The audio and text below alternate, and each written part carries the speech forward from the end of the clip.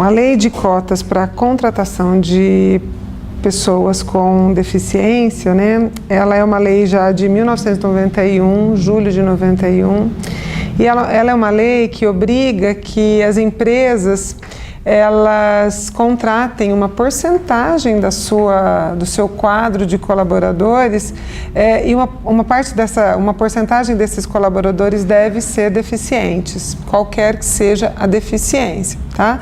Então a lei ela obriga de 1 a 5%, dependendo do número de colaboradores, né, que a empresa tem, ela obriga que, ou 1%, empresas até 200 colaboradores, acima de 100 colaboradores, e até 5% as empresas que têm um número maior de colaboradores. A lei é belíssima, extremamente bem escrita, assim como várias leis que nós temos, né, no Brasil, né?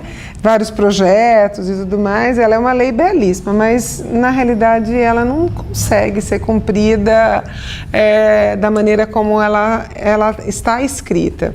Quando você olha toda a indagação, os questionamentos do Ministério da Saúde, eles criticam muito as organizações e falam que as organizações elas são preconceituosas, elas não querem contratar. Isso existe mesmo, existem organizações que não querem. Para você ter uma noção, nós temos casos de organizações que contratam e falam para a pessoa ficar em casa.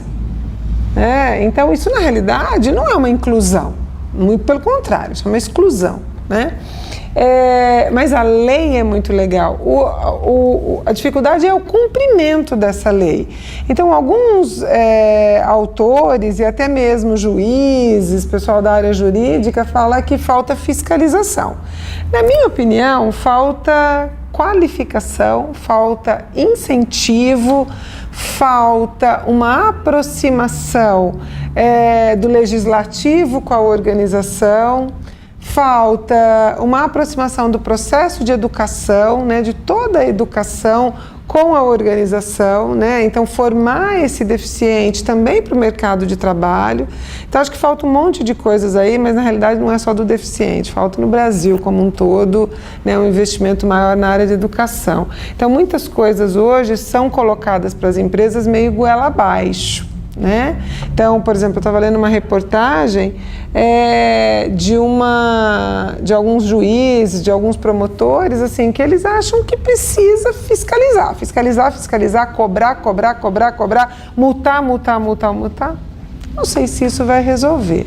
Nós temos alguns problemas muito graves na nossa região, né? Eu dou consultoria para algumas empresas aqui da região que elas não conseguem cumprir a cota. Não conseguem cumprir. E elas entram em contato com as instituições, né, de deficientes, de deficiente auditivo, deficiente visual, e não tem gente preparada para entrar no mercado de trabalho. E por um outro lado, a gente não tem acessibilidade, né, no nosso país, né? A lei de acessibilidade é belíssima, mas a gente não tem. Né? É raríssimo você encontrar uma empresa que tenha 100% de acessibilidade. Nem mesmo as empresas do governo, né? Nem mesmo as empresas públicas. Então isso também acaba dificultando bastante o acesso do deficiente ao mercado de trabalho. Então eu acho que precisava um ajuste aí muito de gestão, né?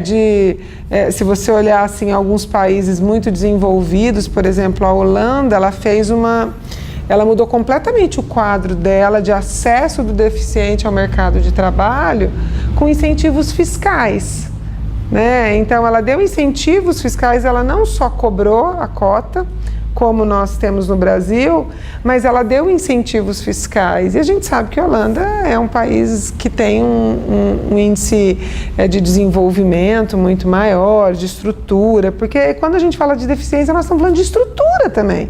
Estrutura física, né? Ônibus, rua, né? É tudo, é estrutura.